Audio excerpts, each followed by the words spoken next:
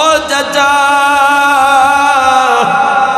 সব ত্যাগ করতে পারবো, সব ত্যাগ করতে পারবো, কিন্তু ঈমান ছাড়তে পারবো না, ঈমান ছাড়তে পারবো না। এই কালিমার ভিতরে এত মজা, এত মজা, এত মজা। চাচা সব বিদায় দিব, কিন্তু ঈমান বিদায় দিব না। আমার ভাইগণ, আমার বন্ধুগণ, আব্দুল উজ্জার চাচা রাগ হয়ে গেছে। এখন আমার বাড়ি থেকে বের হয়ে যাবি, এখন তোকে বাড়ি থেকে বের করে দিব, আমার বাড়িতেও থাকতে পারবি না। আব্দুল উজ্জা দুই চোখের পানি ছাড়ে আর কাঁদতে বলে, চাচা বিদায় দেন, বিদায় দেন, বিদায় হয়ে যায়, আর বাড়িতে থাকবো না। আমার বন্ধুগণ, আব্দুল উজ্জা বাড়ি থেকে বিদায় নিয়ে যাইতেছে। চাচা ডাক যা বলে, আব্দুল উজ্জা তারা তোর সাথে এখনো কথা শেষ হয় নাই। চাচা গো এখনো কি বাকি আছে বলেন গো চাচা। এ আব্দুল উজ্জা, তোর গায়ে যেই পোশাকগুলা আছে, এই পোশাকগুলা আমার টাকার কেনা। যদি যাইতে হয় পোশাকগুলি খুইলা দিয়া যাওয়া লাগবে, পোশাকগুলি খুইলা দিয়া যাইতে হবে। আব্দুল উজ্জার সাথে সাথে শরীর থেকে পোশাকগুলি খুলিয়া দিয়া দিল। আমার ভাইগণ, আমার বন্ধুগণ, পোশাকগুলি যখন খুলে দিয়া দিছে, এবার ডাকতে বলে, চাচা গো বিদায় দেন, আমি চইলা যাই। না রে না, তোর সাথে কোনো হিসাব শেষ হয় নাই। ও চাচা এখন আর কি বাকি আছে? তোর পরনে যেই লুঙ্গিটা আছে, লুঙ্গিও আমার টাকার কেনা, যাইতে হলে লুঙ্গি দিয়া যাওয়া লাগে। আব্দুল উজ্জা দুই চোখের পানি ছাড়ে আর কাঁদতে বলে, চাচা গো চাচা তুমি তো জানো আমি বড় হয়েছি, আমি যদি লুঙ্গি খুইলা তোমাকে দিয়া যাই আমার লজ্জাস্থান দেখা যাবে, আমার শরম লাগে গো চাচা। অনুরোধ করি তুমি লুঙ্গিটা চাইও না। আব্দুল উজ্জার চাচা মনে মনে চিন্তা করতেছি, এবার কায়দা মতো আটকাইছি, ভালো করে আটকাইছি, যদি যাইতে হয় লুঙ্গি দিয়া যাওয়া লাগবে। চাচা গো লুঙ্গিটা চাইও না, লুঙ্গিটা চাইও না। না যদি যাইতে হয়, যদি যাওয়া লাগে লুঙ্গি দিয়া যাওয়া লাগবে। আব্দুল উজ্জা বলে, আল্লাহ আমি এখন কি করবো গো আল্লাহ। আব্দুল উজ্জা চক্ষুটা বন্ধ কইরা লুঙ্গিটা কইলা চাচাকে দিয়া বলে, চাচা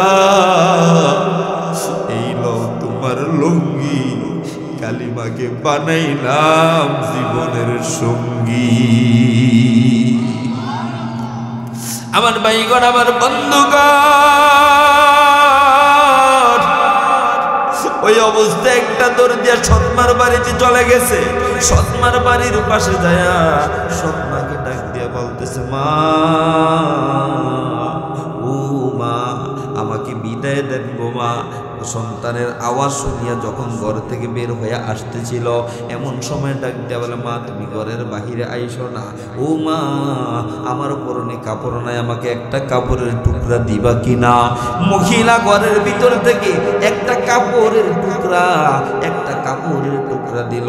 যেই কাপড়ের টুকরাটা এত ছোট, নিচে হাঁটু ডাকতে গেলে নাভি উদাম হয়ে যায়, নাভি ডাকতে গেলে হাঁটু উদাম হয়ে যায়, এত ছোট একটা কাপড় তাকে দিল।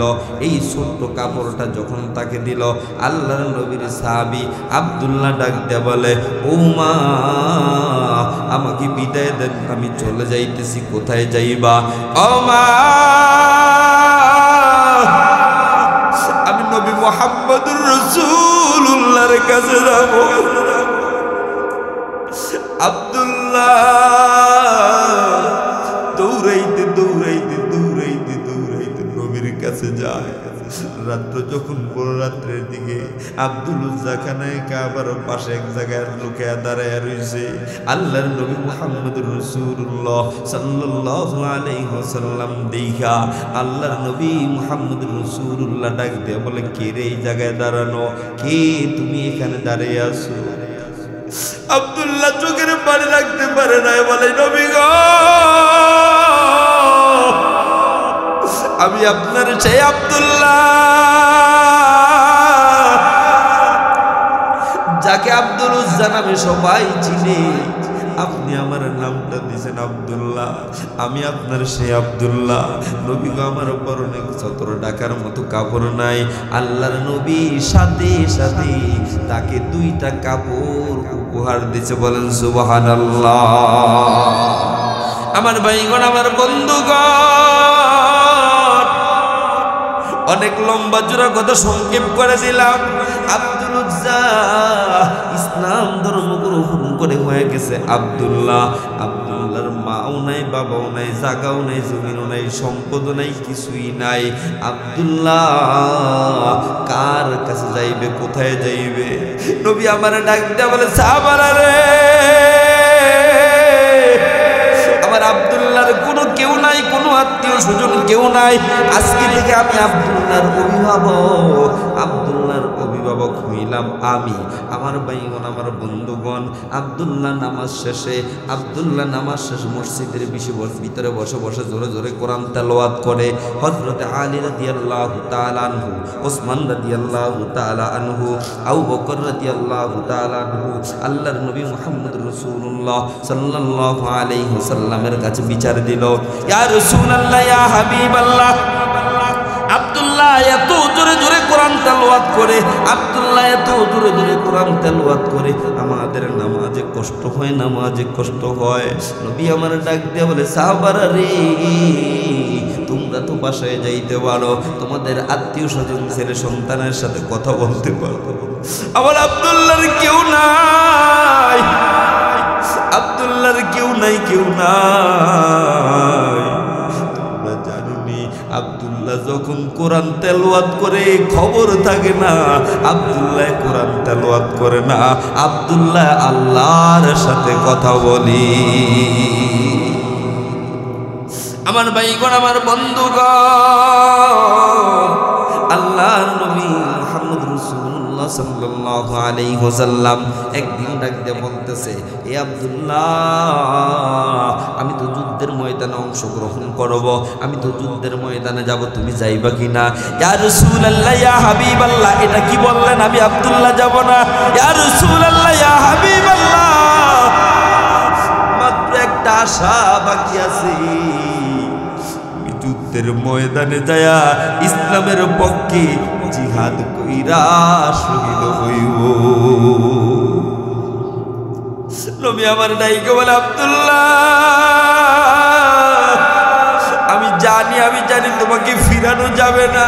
আব্দুল্লাহ রে, আমি নবী আল্লাহর কাছে দোয়া কইরা দিছি, আল্লাহ গো, আমার আব্দুল্লাহ যদি যুদ্ধে অংশগ্রহণ করে, আব্দুল্লাহ যেন শহীদ না হয়। আল্লাহু আকবার।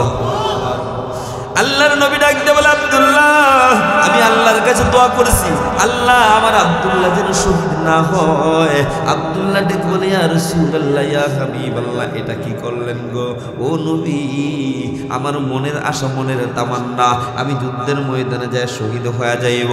আল্লাহর নবী গো, আপনি কেন দোয়া করলেন? আল্লাহ রব্বুল আলামিন তো আপনার দোয়া ফালাইয়া দিবে না, দোয়া তো কবুল হয়ে গেছে। ইয়া রাসূলুল্লাহ, ইয়া হাবিবাল্লাহ, চলেন আমি যুদ্ধের ময়দানে আপনার সাথে যাইব। অনেক লম্বা ঘটনার একটু সংক্ষেপ করে দিয়ে শেষ করি। আব্দুল্লাহ আর আল্লাহর নবী মুহাম্মদ রাসূলুল্লাহ যুদ্ধের ময়দান থেকে ফেরার পথে আব্দুল্লাহর ভীষণ জ্বর হয়ে গেল। পথের মাঝখানে এত জ্বর, এত জ্বর, এত জ্বর, আব্দুল্লাহর কোনো হুঁশ নাই, কোনো হুঁশ নাই। আল্লাহর নবী মুহাম্মদ রাসূলুল্লাহ সাল্লাল্লাহু আলাইহি ওয়াসাল্লাম বলে, সাহাবারা রে, আব্দুল্লাহর মা যদি থাকতো মাথায় পানি দিত, বাবা যদি থাকতো আব্দুল্লাহর খেদমত করত। আব্দুল্লাহ মা চাইরা, বাবা চাইরা, সম্পদ চাইরা, আত্মীয় স্বজন চাইরা আব্দুল্লাহ আমার কাছে চলে আসছে। আব্দুল্লাহকে আমার কাছে নিয়ে আয়। আল্লাহর নবী মুহাম্মদুর রাসূলুল্লাহ আব্দুল্লাহর মাথাটা নিজের রানের উপরে রাইখা আব্দুল্লাহ নবীর দিকে তাকিয়ে আছে, নবীও আব্দুল্লাহর দিকে তাকিয়ে আছে। আল্লাহু আকবার। আমার ভাইগণ, আমার বন্ধুগণ, আল্লাহর নবী দেখতেছে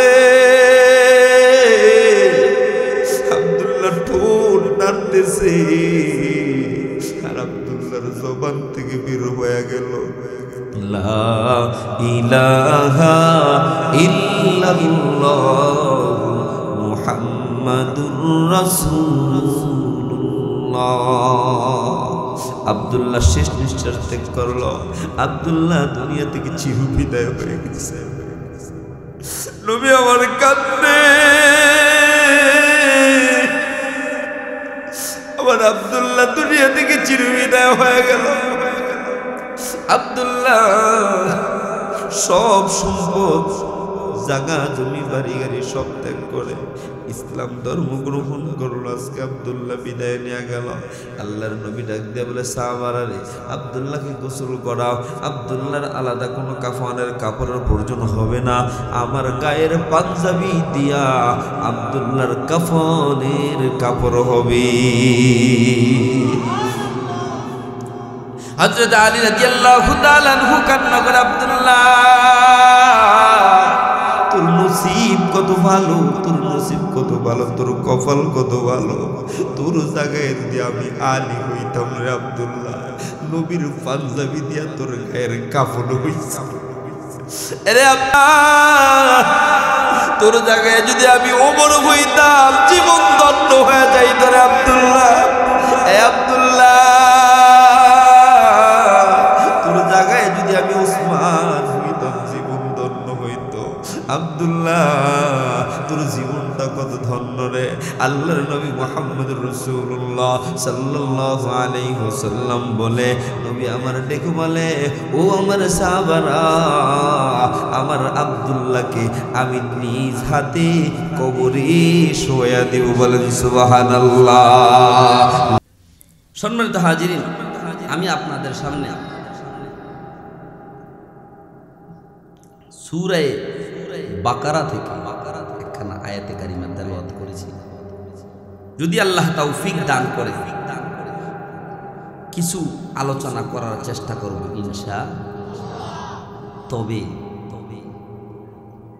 সত্য কথা যেটা বাস্তব, এই যে দ্বীনি মাদ্রাসা,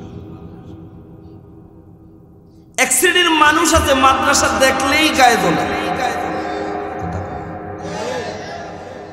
হুজুর দেখলেই জ্বলে। আবার ওপেন বলে আমি হুজুর টুজুর দেখতে নেই। আমি বলতে চাই, আরে রুফবিস, তোর বাপের বিবাহ করাইছে হুজুর, কথা কন। মরলেও হুজুর দরকার, হইলেও কথা বলে। আজকে এই মাদ্রাসা থেকে কোরআনে হাফেজ হয়ে বের হয়, আলেম হয়ে বের হবে। অনেকে আছে সন্তানদেরকে মাদ্রাসায় দেয়, মাদ্রাসায় পড়াইলে ভাত পায় না, মাদ্রাসা পড়াইলে আমি কই ভাত খায় না, ভাত খায় না। কারণ হইল কত খাইব। এই মজলিসের ভিতরে একজন মানুষ হাত জায়গায় বলছে বিরিয়ানি অপছন্দ।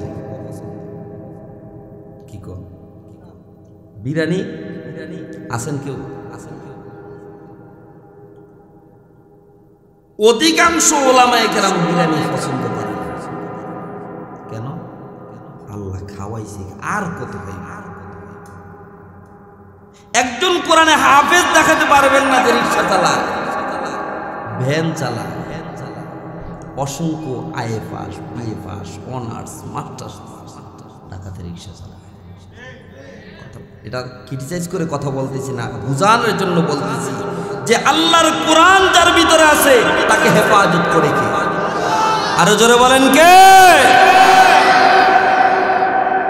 শুধু তাই নয়, বর্তমান ডিজিটাল যুগের ডিজিটাল কায়দায় কিছু আমার শিক্ষিত বাবারা মনে করতেছে আমরা এত বড় শিক্ষিত, আমাদের চেয়ে বেশি বুঝার মতো আর মানুষ নাই। বর্তমানে শিক্ষা ব্যবস্থা দেখছেন তো, টিডিং টিডিং টিডিং টিডিং, ব্যাঙ্গের নাচ, টিডিং টিডিং সাইকেল চালাই, এদিকে শিক্ষা। আরে কথা কন, এগুলা কি শিক্ষা? এমন কিছু শিক্ষা ব্যবস্থা, এমন কিছু বইয়ের ভিতরে দিয়েছে যেগুলা মানুষ পড়া লাগে না, জীবনে এমনিতেই হয়ে যায়। তারপরের চ্যাপ্টারে দিছে এসো বন্ধু হই। কিছুদিন আগে দেখছি প্রধান শিক্ষক নবম শ্রেণীর ছাত্রী লইয়া ভাগছে। শিক্ষার ফল এটা কিসের ফল? আরো যারা বলেন কিসের ফল? যারা শিক্ষিত দাবি করতেছে, এরা যে কেমন শিক্ষিত, এরা শুধু কাগজে কলমে, কলমের আগায় এদের ডাকাতি, কলমের আগায় দিয়ে সব চলে। কিন্তু আর দেশের কিছু মানুষ আছে যারা অসহায় নিরীহ, তাদের বিচার হয়। কথা বলেন ঠিক কি? ওরা হলো দেশের লাগি মহামারীর মতন, পাইলে কলম ঠেকাইয়া চালায় তোরা নির্যাতন। ওরা হলো দেশের লাগি মহামারীর মতন, পাইলে কলম ঠেকাইয়া চালায় তারা নির্যাতন। ঘুষের টাকায় ওদের ভুরি, ঘুষের টাকায় ওদের ভুরি করে যে টান। ওরা শিক্ষিত শয়তান, ওরা শিক্ষিত শয়তান। ওরা কিসের মুসলমান, ওরা কিসের মুসলমান? ওরা হলো দেশের লাগি মহামারীর মতন, পাইলা কলম ঠেকাইয়া চালায় তারা নির্যাতন। ঘুষের টাকায় ওদের ভুরি করে যে টান। ওরা শিক্ষিত শয়তান, ওরা শিক্ষিত শয়তান, ওরা শিক্ষিত শয়তান। ওরা কমুকি কমু না, মনে হয় আপনাদের কষ্ট হইতেছে। শিক্ষাঙ্গনের দিকে ভাইরে দেখো না চোখ মেলিয়া, ছাত্ররা সব পয়সা দিয়া আছে শুধু প্রেম লইয়া, ঠিক কিনা? শিক্ষাঙ্গনের দিকে বাইরে দেখো না চোখ মেলিয়া, ছাত্ররা সব পয়সা দিয়া আছে শুধু প্রেম লইয়া। অস্ত্র সে তোর সঙ্গের সাথী মস্তান। ওরা কিসের মুসলমান, ওরা কেমন মুসলমান, ওরা কেমন মুসলমান? ওরা শিক্ষিত শয়তান। মাদ্রাসা একটা মাদ্রাসা কি লাভ? কি লাভ হবে? একটা সন্তান যদি মাদ্রাসায় লেখাপড়া করে, তাকে তারপরে আইএ পাস বানান, বিএ পাস বানান, ইঞ্জিনিয়ার বানান, মন্ত্রী বানান, অসুবিধা না। কেন না? তার ভিতরে আছে সর্বপ্রথম কোরআন। কি আছে? যার ভিতরে সর্বপ্রথম কোরআন থাকবে, সে কোরআন বিরোধী আইন পাস করতে পারবে, কোরআন বিরোধী কথা বলবে, কখনো কোরআন বিরোধী কথা বলবে না। ইহুদি নাসাররা চিন্তা করেছে মুসলমানদেরকে ধোঁকা দিয়ে বোকা বানাতে হলে, ইসলাম থেকে বিদায় করতে হলে, কোরআন থেকে বিদায় করতে হলে আগে শিক্ষা ব্যবস্থা ধ্বংস করতে হবে। যদি শিক্ষা ব্যবস্থা ধ্বংস করতে পারি, তাহলে এই দেশের মানুষদেরকে ঈমান থেকে দ্রুত সরানো যাবে। এই জন্য বন্ধুগণ, সাবধান করে বলি, কোনো অসুবিধা নাই। সন্তান ডাক্তার হবে, ইঞ্জিনিয়ার হবে, মন্ত্রী হবে, ডিসি হবে, যত কিছুই হোক না কেন, আগে কি শিক্ষা দেওয়া লাগবে? কোরআন শিখাও ছেলে মেয়েকে, ওই হে মুসলমান। জান কবজের সময় তোমার হইবে রে আসান। কোরআন শিখাও ছেলে মেয়েকে, ওই হে মুসলমান। জান কবজের সময় তোমার হইবে রে আসান। একটি ছেলে আলেম হলে পড়বে কোরআন মৃত্যু কালে, বেগে যাবে মরদুদ শয়তান, বেগে যাবে মরদুদ শয়তান, থাকবে রে ঈমান। কোরআন শিখাও ছেলে মেয়েকে, ওহে মুসলমান। জান কবজের সময় তোমার হইবে রে আসান। সন্তানদেরকে দ্বীন ইলম শিখাইবেন, রাজি আছেন? রাজি আছেন? আল্লাহ কবুল করে বলেন আমিন। আমার ভাইগণ, আমার বন্ধুগণ, আসুন আপনাদের সামনে সূরা বাকারা থেকে এখানে আয়াতে কারিমা তেলাওয়াত করছি। এই আয়াতে কারিমার উপরে কিছু কথা বলার চেষ্টা করব। এতটুকু সময় দিবেন তো? 10টা অলরেডি বেজে গেছে, আর বেশি না, 10-15 মিনিট আপনাদেরকে কষ্ট দিব। দেখা যাক। মিশরের একজন বাদশা ছিল, বাদশার নাম হইল আমের। বাদশার নাম কি? এই আমের রাজার অনেক ধন সম্পদ, অনেক টাকা পয়সা, অনেক অর্থ সম্পদ ছিল। কিন্তু কথা এখানে ভালো করে খেয়াল করবেন, না হয় পরে কিছু বুঝতে পারে। আমের রাজার ছেলে সন্তানের ভিতরে শুধুমাত্র একটা মেয়ে। কয়টা মেয়ে? ছেলে নাই, শুধু একটা মেয়ে। সাধারণত আমরা যদি আমাদের মেয়ে বিবাহ দেই, ইসলামে আছে কুফু মিলায়া বিবাহ দিই, ঠিক কিনা? যেমন কোন মন্ত্রীর মেয়ে যদি বিবাহ দিবে, ভালো একটা পাত্র চাই, মন্ত্রী অমুকের মেয়ে বিবাহ দিবে, ভালো পাত্র চাই। যদি আমাদের এলাকার কোন সুইপার বলে, মন্ত্রী সাহেব আমি আছি, সুইপার চিনেন? চিনেন সবাই? এই সুইপার যদি বলে আমি আছি, তাহলে কন্ট্রোল ফিটের আমরা থাকবো মিলে। কারণ মন্ত্রী তো বিবাহ দিবে সেই পরিমাণে উঁচু লেভেলের একটা ছেলের কাছে, উচ্চ শিক্ষিত একটা ছেলের কাছে, কথা ঠিক কিনা? বাচ্চা আমের তার মেয়েকে বিবাহ দিবে।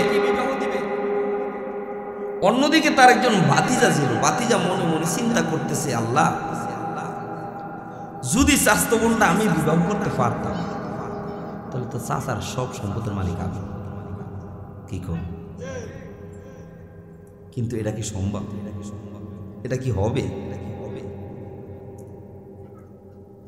সম্ভব না। কি করে সম্ভব করা যায়? কি করে চাচাতো বোনকে বিবাহ করা যায় আর এই সম্পদের মালিক আমি হওয়া যায়?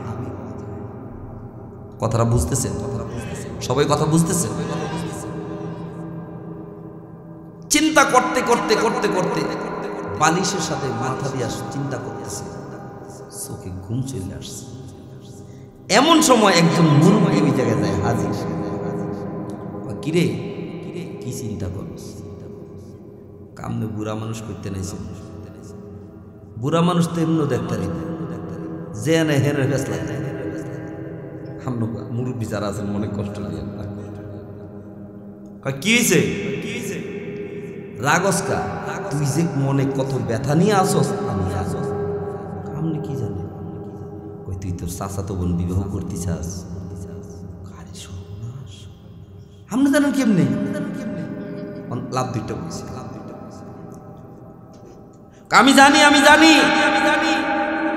কেমনে জানেন? কেমনে জানো? পরে তোর চাচাতো বোনকে বিবাহ করা একদম সহজ, একদম। আচ্ছা বলেন তো এই মুরব্বী কি? মাশাআল্লাহ, আমরা তো বুঝা লাইছি। আপনারা জান্নাতি আলহামদুলিল্লাহ কন, আরো জোরে আলহামদুলিল্লাহ।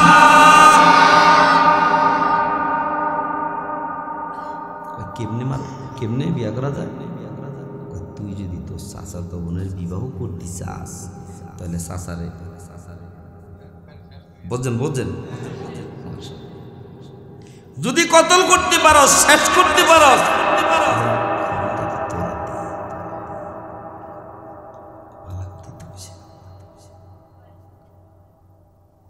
যখন এই কথা এইভাবে বলছে, পরের দিন চাচার লগে ভাও দিছে। চাচার লগে ভাও দিয়া কয়, চাচা আপনারা তো সুনাম, আপনারা তো প্রশংসা, আপনি মানুষের উপরে জুলুম করেন না, অত্যাচার করেন না, এই রোডটা দিয়ে এই রাস্তার মানুষের প্রতি খোঁজ খবর তো নিলেন না।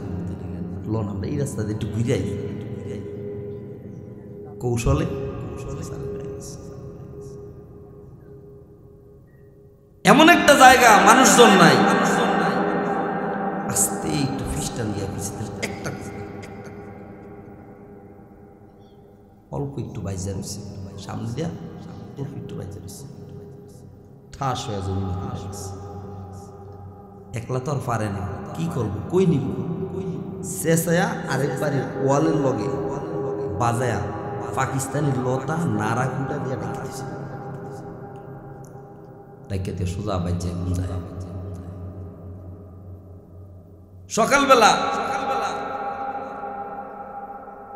চলে গেছে চাচার বাড়ি, চাচা বাসায় আছেন, চাচা বাসায় আছেন, চাচা বইনে বাইরে কি ও ভাইয়া, চাচা কই, আব্বু যে কালকে গেল, কই যে গেছে কইতে পারি না, কিন্তু আব্বু তো কোথাও থাকে না ভাইয়া, কিন্তু আজকে যে কালকে যে গেল আব্বু তো আসে না বাড়িতে। এটা কি করছ, কি কইলি তুই, রাতে জানাইলি না,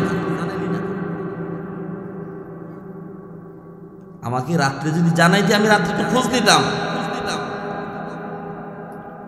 এখন নিজে বের হয়েছে দোকানের সামনে, দুইজন দেখছে, ভাই আমার চাচা আমের রাজারে দেখছেন, বাজারে গেছে, আমার চাচা আমের রাজারে দেখছেন না, ওইটারে দিকে আমার চাচা আমের রাজারে দেখছেন না, হায় হায় সর্বনাশ, কেউই দেখে নাই,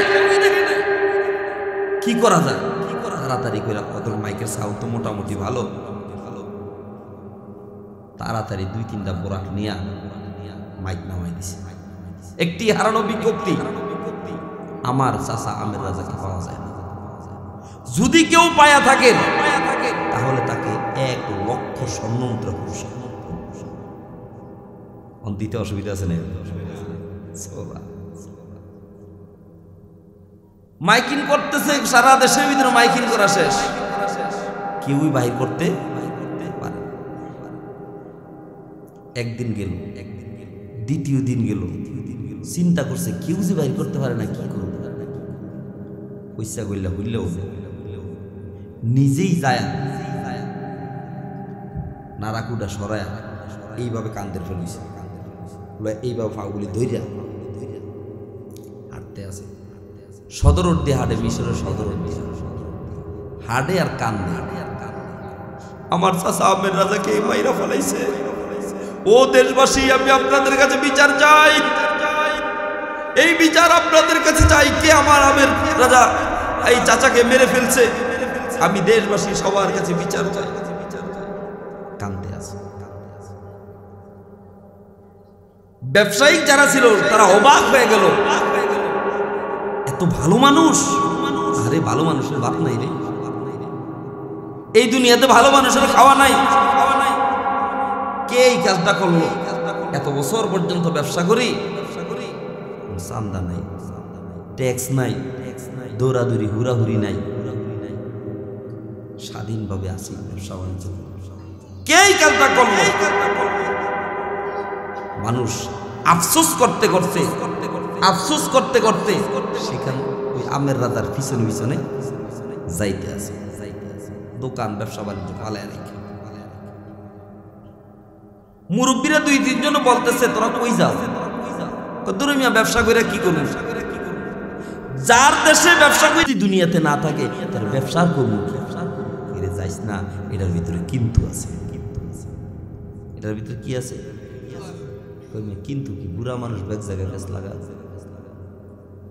দেখোস না গত 2 দিন আগে, গত 2 দিন পর্যন্ত ওয়াই মাইকিং করছে, কেউ বাইর করতে পারে নাই,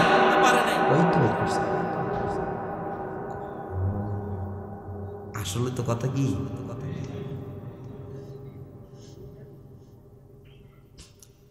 এই বাতিজা আমের রাজাকে নিয়ে সরাসরি পয়গম্বর মুসা নবিয়্যিনা আলাইহিস সালাতু ওয়াস সালামের দরবারে চলে গেল, মুসা নবীর দরবারে যায় লাশ রাখছে, আল্লাহর পয়গম্বর মুসা আপনার কাছে বিচার। আমার ভাইগণ, আমার বন্ধুগণ,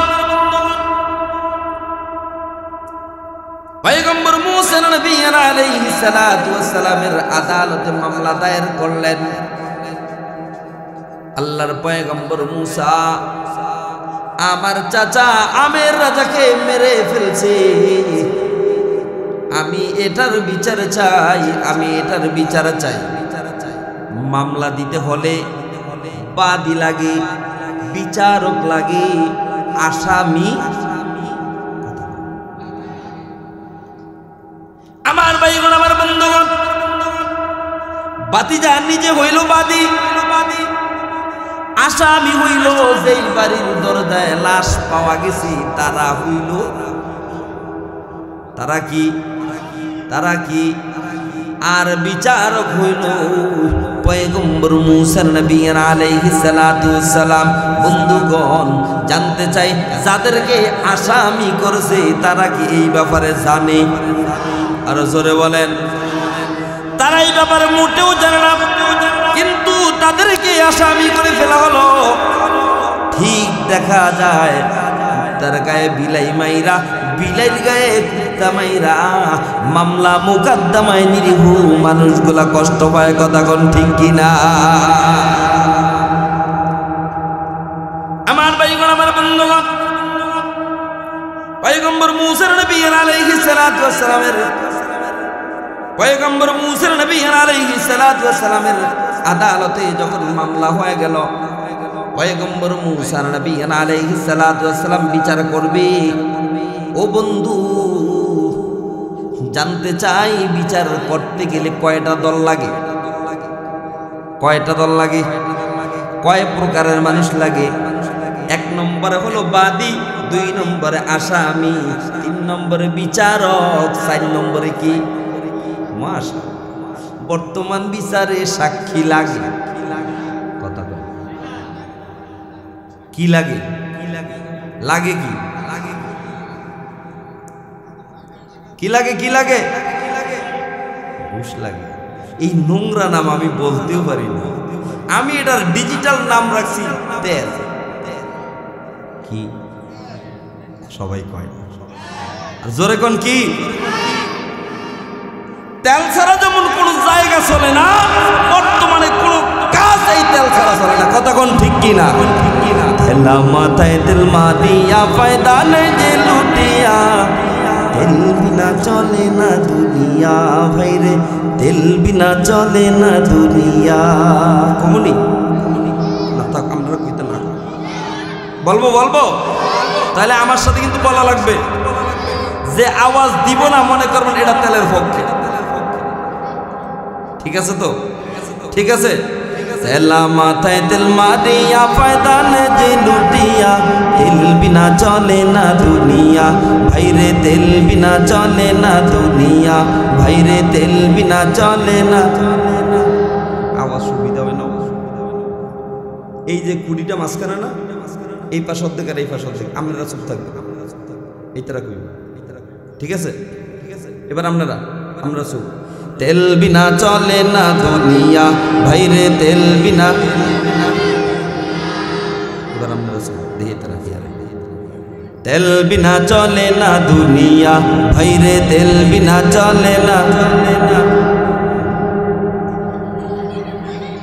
যা 2 গ্রুপ পেলে আওয়াজ একটু কমবো না বাড়বো? কথা কয় না? রেডি? তেল বিনা চলে না দুনিয়া, ভাইরে তেল বিনা চলে না।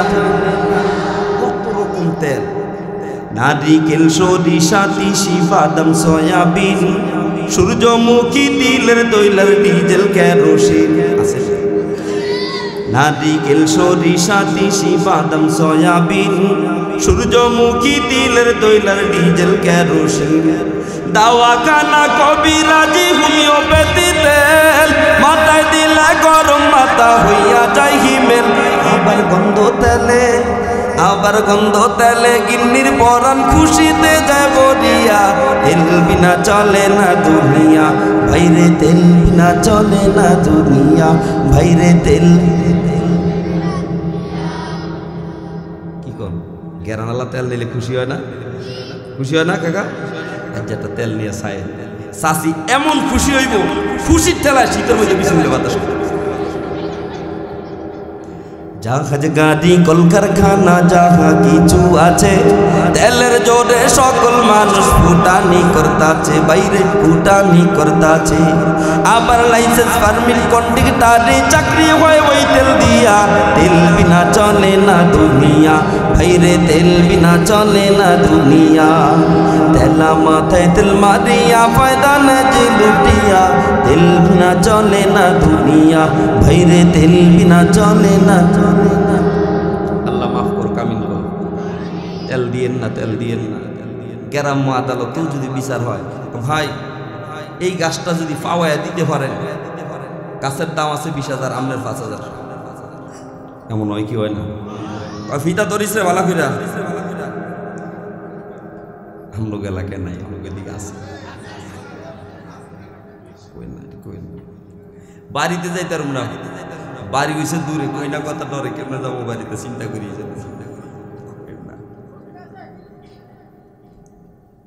আলোচনা চলবো কি চলবো না? সবাই গানা চলবো কি চলবো না? পয়গম্বর মুসা নবী আলাইহিস সালাতু ওয়াস সালাম বিচার করবে সাক্ষী ছাড়া না, সাক্ষী নিয়ে।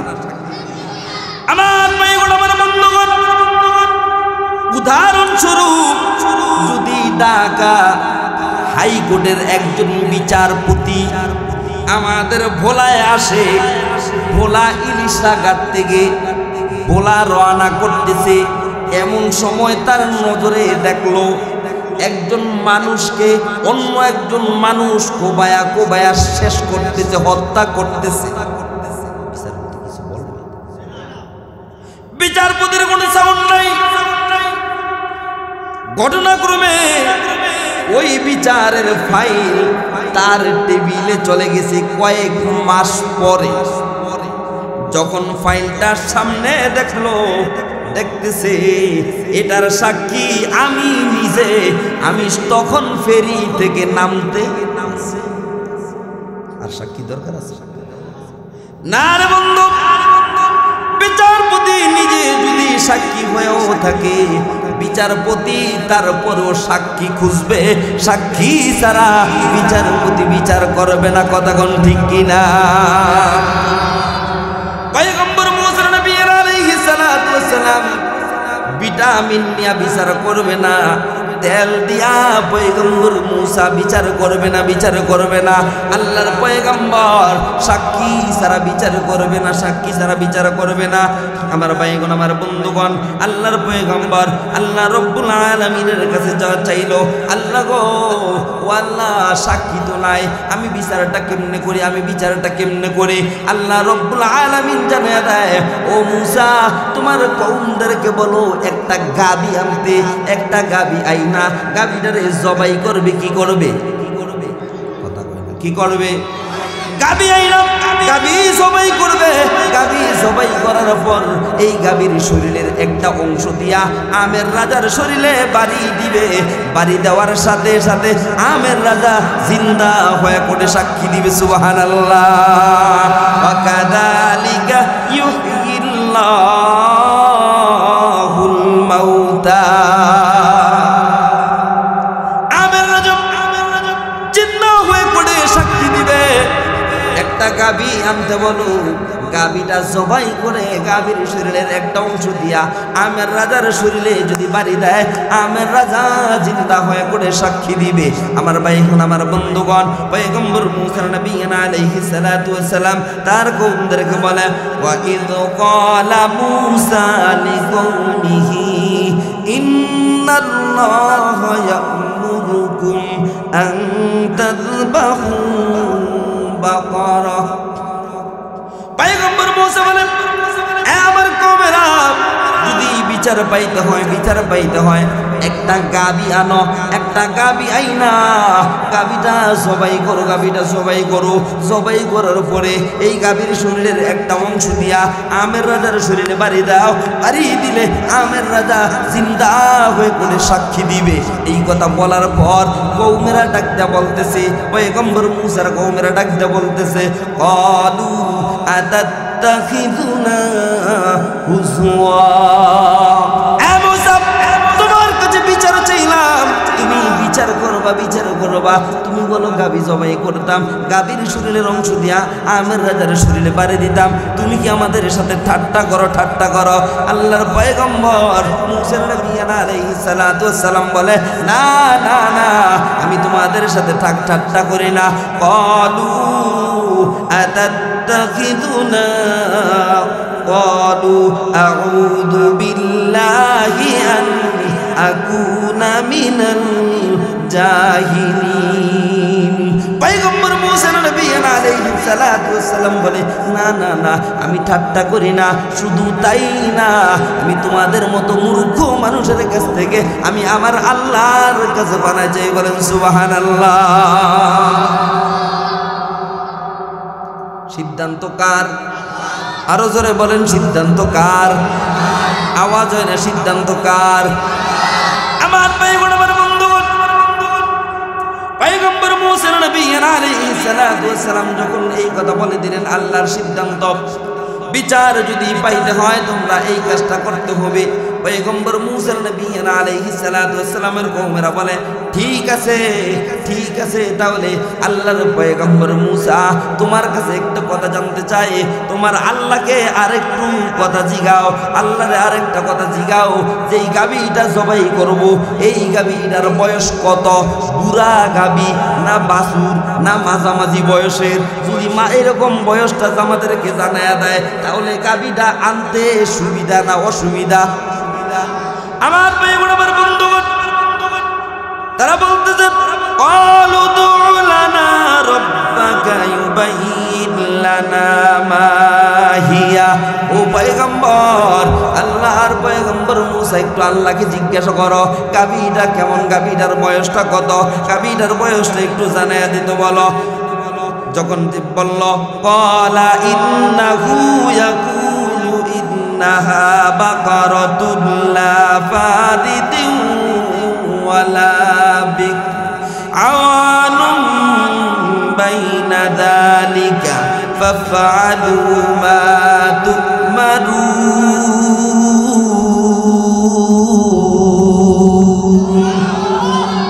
পয়গম্বর মুসা নবী আলাইহিস সালাতু ওয়াস সালাম বলে, ও আমার কওমেরা, আমার আল্লাহ জানায়া দিছে গাভীটার বয়স তোমরা জানতে চাইছো। আমার আল্লাহ বলে দিল গাভীটা এমন একটা গাভী হবে, একদম কম বয়সের হবে না, আবার বেশি বয়সের বুড়াও হবে না। আওয়ানুম বাইনা যালিকা, মধ্যম বয়সের। কোন বয়সের? আরো জোরে বলেন, কোন বয়সের? মধ্যম বয়সের গাভী হইতে হবে, বুড়া হইলেও হবে না, আবার একদম কম বয়সের হইলেও হবে না, মাঝামাঝি বয়সের মধ্যম বয়সের একটা গাভী আনিয়া গাভীটা জবাই করিয়া এই গাভীর শরীরের একটা অংশ দিয়া যদি আমের রাজার শরীরে বাড়ি দাও, আমের রাজা জিন্দা হয়ে ওরে সাক্ষী দিবে। চিল্লায় করি সুবহানাল্লাহ। আমার ভাইগণ, আমার বন্ধুগণ, পয়গম্বর মুসা নবী আলাইহিস সালাতু ওয়াস সালাম জানায়া দিল। এবার মুসার কওমেরা আবার প্রশ্ন করে, ক্বালু দু'ু লানা রাব্বাকা ইউবাইয়িন লানা মা লাউনুহা। আল্লাহর পয়গম্বর মুসা বয়স জানতে পারছি, কোন বয়সের হইতে হবে বয়স জানতে পারছি, বয়স জানতে পারছি। আল্লাহর পয়গম্বর মুসা, তোমার আল্লাহকে যদি একটু জিজ্ঞাসা করতা এই গাভীটার রংটা কেমন হবে, এটার রংটা কালো না সাদা না চিত্রা রঙের না হলুদ বর্ণের, যদি রংটা আমাদেরকে বলে দেয় আমরা আনতে সুবিধা হবে। আমার ভাইগণ, আমার বন্ধুগণ, এটা জানতে চাইলো। আল্লাহ রাব্বুল আলামিন জানায়া দেয়, ক্বালা ইন্নাহু ইয়াকুলু ইন্নাহা বাকারাতুন সফরা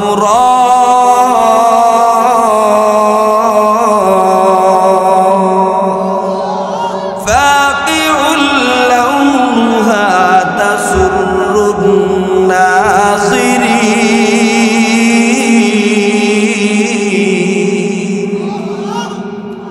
আল্লাহ রাব্বুল আলামিন বলেন, আ মুসা, তোমার কওমদেরকে জানায়া দাও, তোমার কওমদেরকে জানায়া দাও এই গাভীটার রং হবে সফরা রং। আল্লামা কাজী সানাউল্লাহ ফানিউদ্দিন রহমাতুল্লাহি আলাইহি তার কিতাবের ভিতরে সফরা রঙের ব্যাখ্যা করে।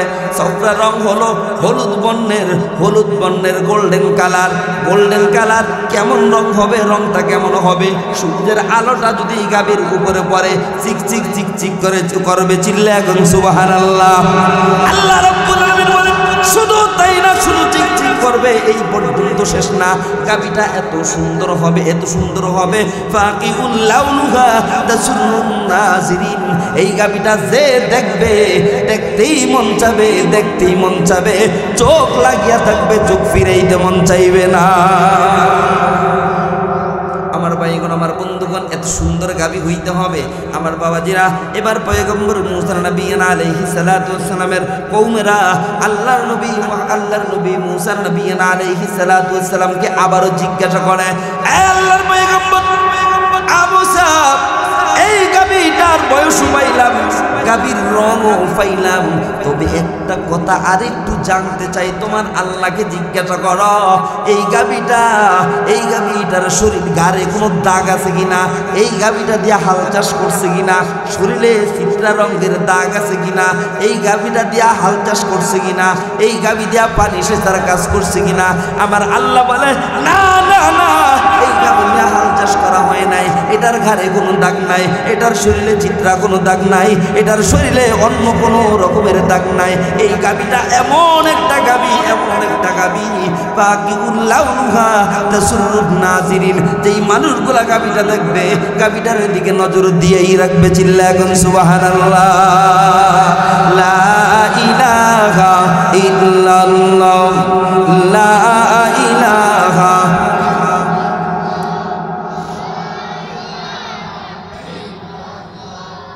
লা ইলাহা ইল্লাল্লাহ, লা ইলাহা।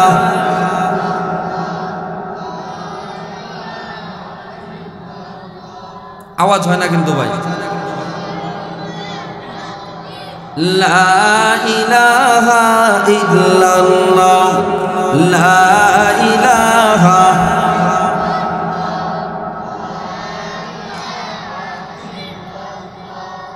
রিক্সা চলে না চালক ছাড়া, নৌকা চলে না মাঝি ছাড়া, দুনিয়া চলে না আল্লাহ ছাড়া, মুমিন বাঁচে না জিকির ছাড়া। লা ইলাহা ইল্লাল্লাহ, লা ইলাহা।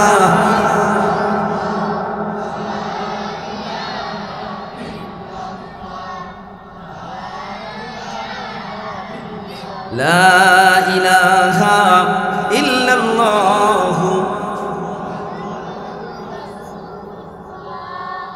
আমার ভাইগণ, আমার বন্ধুগণ, আল্লাহর নবী মুহাম্মদ রাসূলুল্লাহ সাল্লাল্লাহু আলাইহি ওয়াসাল্লাম একদিন আম্মাজান আয়েশা সিদ্দিকা রাদিয়াল্লাহু তাআলা আনহাকে বলে, আয়েশা রে একটা কথা শোনো। আম্মাজান আয়েশা সিদ্দিকা রাদিয়াল্লাহু তাআলা আনহা বলে, ইয়া রাসূলুল্লাহ, ইয়া হাবিবাল্লাহ, বলেন কি বলবেন? আল্লাহর নবী মুহাম্মদ রাসূলুল্লাহ বলে, আয়েশা রে কোনো মহিলা যদি একটা আমল করতে পারে, কোনো মহিলা যদি একটা ওষুধ সেবন করতে পারে, কোনো মহিলা যদি একটা কাজ করতে পারে, আমার আল্লাহ রাব্বুল আলামিন ওই মহিলাকে জটিল তিনটা রোগ থেকে হেফাজত করব। জটিল তিনটা রোগ আমি আল্লাহ দেব না। আল্লাহর নবী বলেন আল্লাহ রাব্বুল আলামিন তাকে এই জটিল তিনটা রোগ দিবে না। ইয়া রাসূলুল্লাহ, ইয়া হাবিবাল্লাহ, জটিল রোগগুলা কি? আল্লাহর নবী মুহাম্মদ রাসূলুল্লাহ সাল্লাল্লাহু আলাইহি ওয়াসাল্লাম বলেন, এক নম্বর হলো হাই প্রেশার রোগ দিব না। মা বোনদের ভিতরে হাই প্রেশার রোগী আছে না নাই? জোরে কোন আছে না নাই? দুই নম্বর হলো ওই মহিলা যদি একটা আলামিন ওই মহিলাকে দুই নম্বর রোগটা দিবে না। দুই নম্বর হলো ওই মহিলাকে ক্যান্সারের মতো রোগ দিবে না। ক্যান্সার রোগ মহিলাদের আছে না নাই? আল্লাহর নবী মুহাম্মদ রাসূলুল্লাহ সাল্লাল্লাহু আলাইহি ওয়াসাল্লাম বলে, আয়েশা রে কোন মহিলা যদি একটা কাজ করতে পারে, আল্লাহ রাব্বুল আলামিন ওই মহিলাকে ডায়াবেটিস দিবে না। ও বন্ধু, আপনাদের এলাকায় কোনো মহিলাদের ভিতরে এই রোগগুলো আছে না নাই? ঔষধটা শুনে যাবেন, শুনবেন সবাই।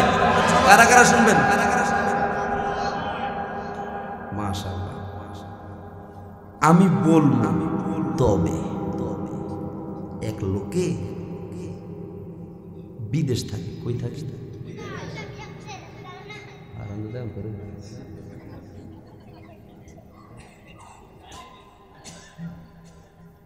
উনি বিদেশ থাকে, ওনার জ্বর হয়েছে, বাপও নাই মাও নাই, বিদেশ কি আত্মীয় স্বজন আছে? এমন জ্বর, জ্বর ভালো হয় না।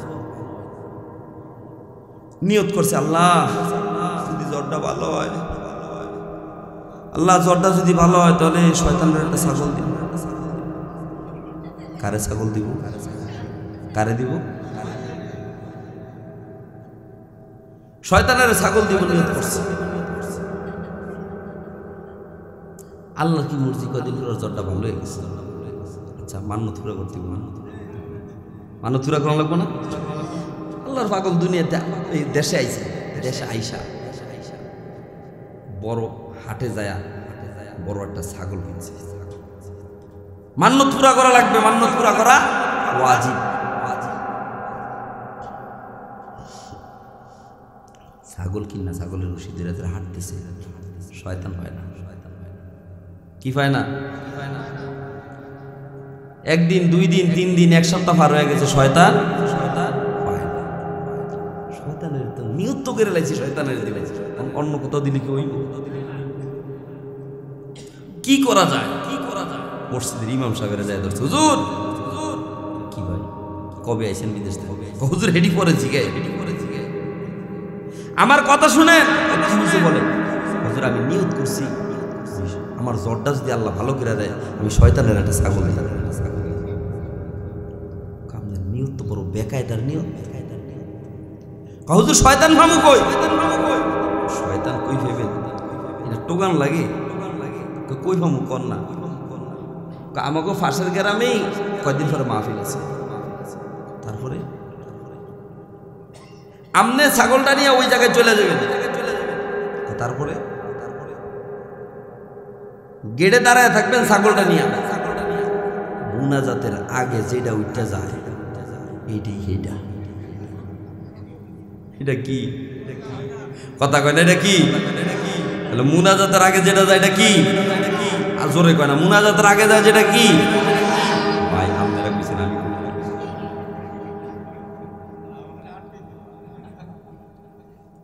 আল্লাহর কি মর্জি। ওই মাহফিলের অ্যারেঞ্জমেন্ট করছে একজন রানিং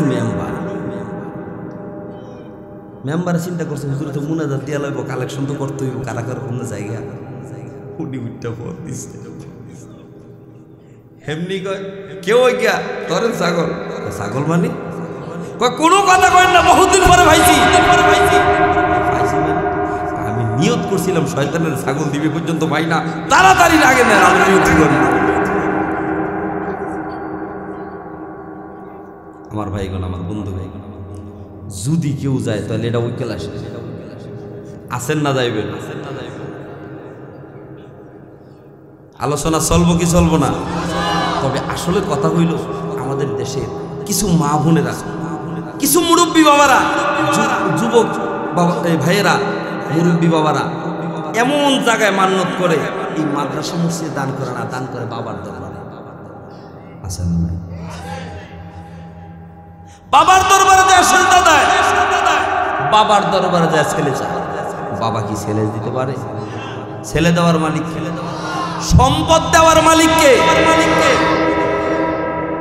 বাবার দরবারে মান্যত করে কেন? এক শ্রেণীর অসাধু আল্লাহর বান্দারা আছে, যারা আমার দেশের মুরব্বী বুঝে না, সরল মনা মানুষদেরকে বুঝায়া শুনায়া, তোর যাউন্না ভাড়া আমি দিম, আউন্নাটা তুই দিস, হ্যাঁ 3 দিন থাকবি, ওই খরচটা আমি দিম, ল একটু বাবার দরবারে যায়া দেখ কি চলে। যখন এদেরকে কৌশলে বুঝায়া শুনে সেখানে নিয়ে যাওয়া হয়, যাওয়ার পরে কি দেখে? ঢোল, তবলা, হারমোনি, কুঞ্জুরি, বেঞ্জুরি। কয় আমি ডুব দিয়েছি বাবা রে তোর প্রেমের সাগরে। কয় কি কয় না? তো বাবা রে তোর বাবারে না পাইলে জীবন যাবে বিফলে, আমি ডুব দিয়েছি বাবারে তোর প্রেমের সাগরে।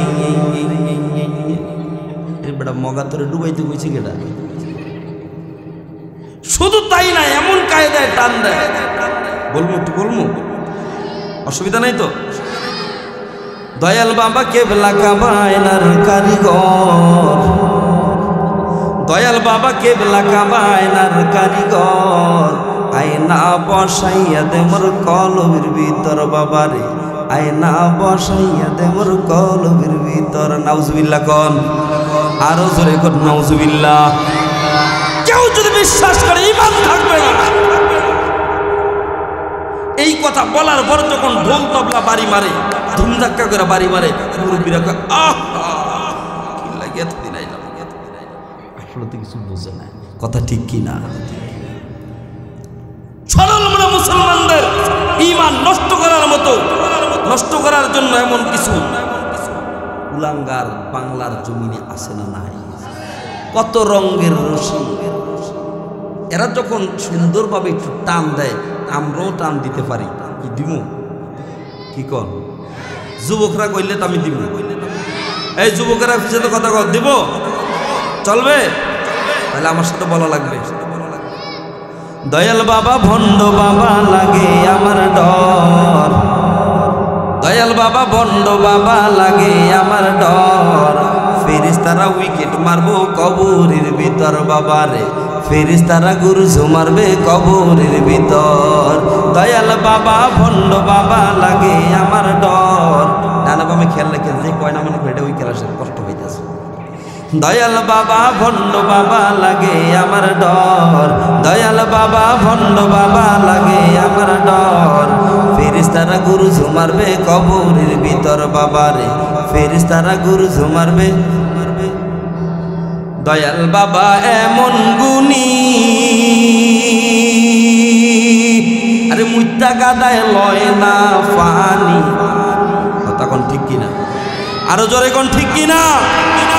দয়াল বাবা এমন গুণী, মুইতা গাদায় লয় না পানি, কালি করে টানা টানি পর্দার ভিতর, ফেরেশতারা গুরুজু মারবে কবরের ভিতর বাবারে, ফেরেশতারা গুরুজু মারবে।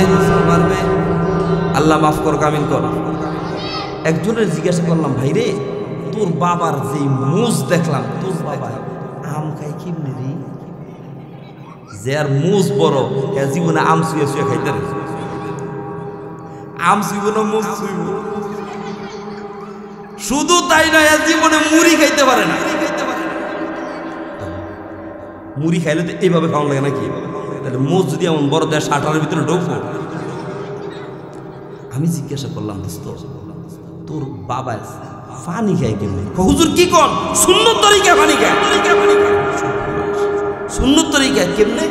আমার বাবা পানি খাওয়ার একটা বদনা আছে, যখন পানি খাবো তখন বদনা নালটা মুখে ঢুকে যায়। আল্লাহ এরকম ভণ্ড বেদাতির কাছ থেকে আমরা সরল মনা মুসলমানদেরকে হেফাজত করে। চিল্লায়া বলেন আমিন।